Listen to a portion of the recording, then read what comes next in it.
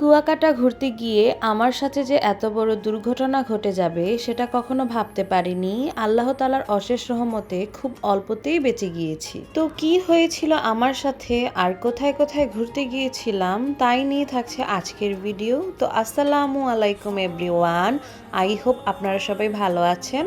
আর চলে আসলাম আমার Kuakata blog part 2 নিয়ে। তো সেই দিন খুব সকাল সকাল ঘুম থেকে উঠে নাস্তা খেয়ে এই তো চলে যাচ্ছি হোটেলের উদ্দেশ্যে, কারণ আজকে আবার আপুরা চলে যাবে ঢাকা।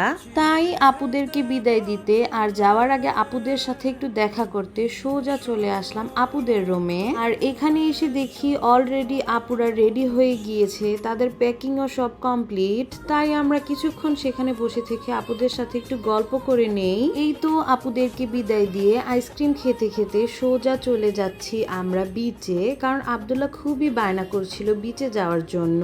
আর আজকে আমরা কুয়াকাটা 0 পয়েন্টে যে বিচটা আছে সেই বিচটাতে আসি, কারণ এই বিচটাতে আমাদের আসা হয়নি। আর এই বিচটা মেন রাস্তার পাশে হওয়াতে দূর থেকে সমুদ্রের ভিউটা খুব সুন্দর লাগছিল। তাই আমরা বিচে এসেই দুইটা সিট নিয়ে খুবই আরাম করে বসে পড়ি। আর তুলনামূলক ভাবে এই বিচটাও খুবই শান্ত ছিল। আর এরই মাঝে আব্দুল্লাহ তার বাবাকে নিয়ে সমুদ্র থেকে পানি নিয়ে আসে খেলা করার জন্য। You are happy? আবার আসবে? আল্লাহ, ফ্যানটা কে দিছে তোমাকে? হ্যাঁ, সাফাবি চলে গেছে। আর এই তো একটু পরেই তো আব্দুল্লাহ বসে পড়েছে খেলা করতে, কারণ এইভাবে খেলা করতে ও খুব পছন্দ করে। ও যতবার কক্সবাজার গিয়েছে ততবারই এইভাবে খেলেছে। আর আমরাও কখনো ওর এইভাবে খেলা নিয়ে ওকে ডিস্টার্ব করি না, কারণ বাসায় এসে তো আর এভাবে খেলা করতে পারবে না। তাই ওকেও ওর মতো করে একটু আনন্দ দেওয়ার চেষ্টা করি আমরা। আর কিছুক্ষণ পরে এখানে একটা বাচ্চা ঘোড়া নিয়ে আসে, যেটা দেখে আব্দুল্লাহ বায়না করে ও ঘোড়ায় উঠবে। তাই ওর বাবা ওকে ঘোড়ায় উঠিয়ে দেয়।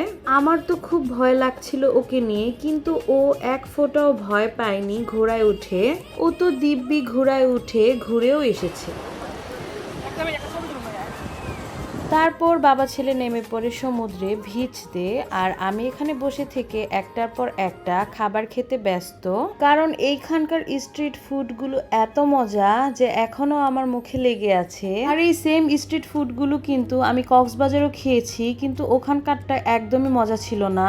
আর কুয়াকাটার আরেকটা জিনিসও আমার খুব ভালো লেগেছে, এখানে আপনি খুবই রিল্যাক্সে বিচে বসে থেকে সমুদ্র উপভোগ করতে পারবেন। এই জিনিসটা কক্সবাজার কখনোই পারবেন না, কারণ কক্সবাজার প্রচুর মানুষের ক্রাউড থাকে আর একটু পর পর এক এক হকার এসে আপনাকে ডিস্টার্ব করবে। আর এই জিনিসটা কুয়াকাটা নেই। তাই যারা নীরবে সমুদ্র উপভোগ করতে চান তাদের জন্য কুয়াকাটা বেস্ট আমি মনে করি। আর এই তো বিচ থেকে হোটেলে ব্যাক করে কিছুটা সময় রেস্ট নিয়ে রেডি হয়ে এই তো বের হয়ে যাই ঘুরতে।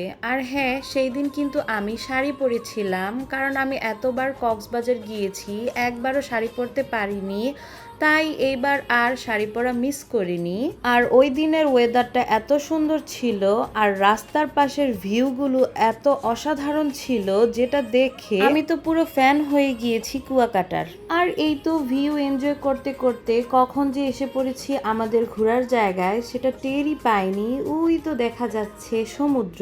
আর এই জায়গাটাকে নাকি গঙ্গামতী নদীর পার বলে।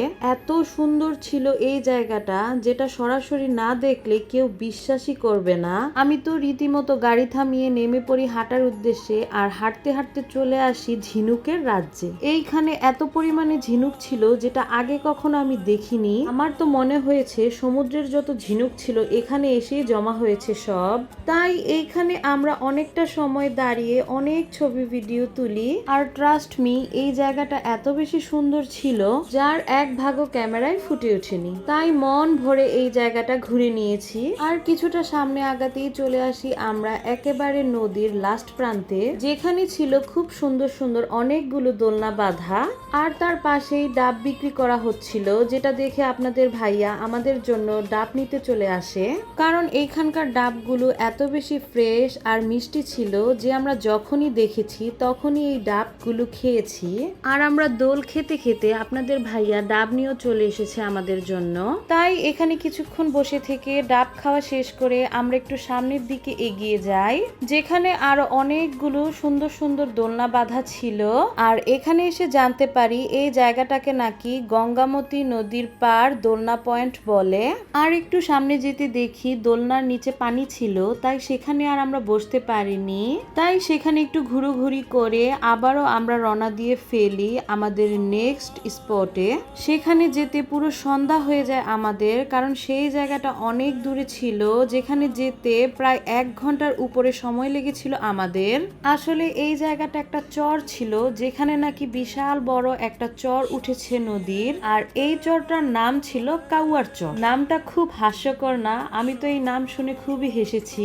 আর এখান থেকে যাওয়ার পথেই আমার সাথে ছোট্ট একটা দুর্ঘটনা ঘটে। যেহেতু যাওয়ার পথে রাত হয়ে গিয়েছিল, রাস্তায় কোনো আলো ছিল না, আর সেই সময় রাস্তায় বেশ অনেকগুলো মহিষ নিয়ে যাচ্ছিল কয়েকজন। আর আমরা যে গাড়িটা নিয়ে এসেছিলাম সেই গাড়িটা যেহেতু ভ্যান টাইপের ছিল, খোলামেলা, আর আমাদের গাড়ি চালক মামা রাস্তায় মহিষগুলো দেখে রাস্তার খুব সাইড দিয়ে গাড়ি চালাচ্ছিল। সেই মুহূর্তে রাস্তার পাশে থাকা গাছের একটা ডাল এসে আমার চোখের সাথে বাড়ি খায়। তার সাথে সাথে আমার চোখের উপরের মাংস পুরোপুরি কেটে যায়। আমি তো তখন অন্ধকারে কিছু বুঝিনি, কিন্তু আপনাদের ভাইয়া ফ্লাশ মেরে দেখে আমার চোখ দিয়ে রক্ত পড়ছে। তাই আমি তাড়াতাড়ি করে চোখের উপরে টিস্যু চেপে একটা ফার্মেসিতে গিয়ে সামান্য একটু ওয়াশ করে আসি আমাদের হোটেলের একটু কাছে, যেখানে অনেক ধরনের সি ফুড বিক্রি করে। কারণ দুপুর থেকে কিছুই খাওয়া হয়নি আমাদের, তাই প্রচন্ড রকমের ক্ষুধা লেগেছিল।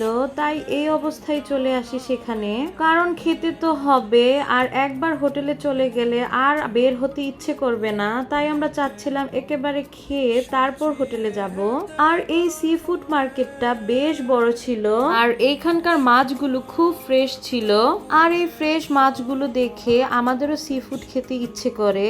আর সবচেয়ে মজার ব্যাপার হচ্ছে এখানকার সি ফুডের প্রাইস খুবই রিজনেবল ছিল কক্সবাজার থেকে। আমরা কক্সবাজারেও এমন ফ্রেশ সি ফুড পাইনি যেটা এখানে পেয়েছি। তাই আপনাদের ভাইয়া ওইখান থেকে কিছু সি ফুড কিনে ওইখানে রান্না করতে দিয়ে এই তো আমরা উপরে এসে বসে পড়েছি। আর এই জায়গাটা সরাসরি বিচের পাশে ছিল, আর এখানে অনেক ধরনের স্ট্রিট ফুড বিক্রি করছিল। তাই সেখান থেকে আমি 1 প্লেট ফুচকা নিয়ে নেই। আর ফুচকার 1 বাইট মুখে দিয়ে তো আমি পুরোপুরি অবাক। ফুচকাটা এত বেশি ক্রাঞ্চি আর এত মজা ছিল, যেটা টেস্ট এখনো আমার মুখে লেগে আছে। তার সাথে আমাদের সি ফুডও কিন্তু চলে এসেছে। এখানে আমরা কাঁকড়া, স্কুইড আর একটা টোনা ফিশ অর্ডার দিয়েছিলাম। ট্রাস্ট মি, আমার কাছে সবচেয়ে বেশি মজা লেগেছে টোনা ফিশটা, আর স্কুইড আর কাঁকড়াটা অ্যাভারেজ লেগেছে। তো খাওয়া দাওয়া শেষ করে অনেকক্ষণ বিচে বসে থেকে যাওয়ার আগে আবারও নিয়ে নিই 1 প্লেট চটপটি। আর চটপটি খেয়ে খুবই ইচ্ছে হচ্ছিল চা খেতে, তাই আমরা উপরে এসে একটা ছোট্ট টঙের দোকানে বসে পড়ি চা খেতে। আর চা খেয়ে হাঁটতে হাঁটতে চলে আসি হোটেলে, কারণ নেক্সট ডে খুব সকালবেলা আমরা ঢাকার জন্য ব্যাক করব। তো আজকের ভিডিওটি কেমন হয়েছে অবশ্যই সবাই কমেন্টে বলে যাবেন। আর আমার চোখ কিন্তু এখনো পুরোপুরি ভালো হয়নি, তাই আমার জন্য একটু দোয়া করবেন। Thanks for watching. Bye bye.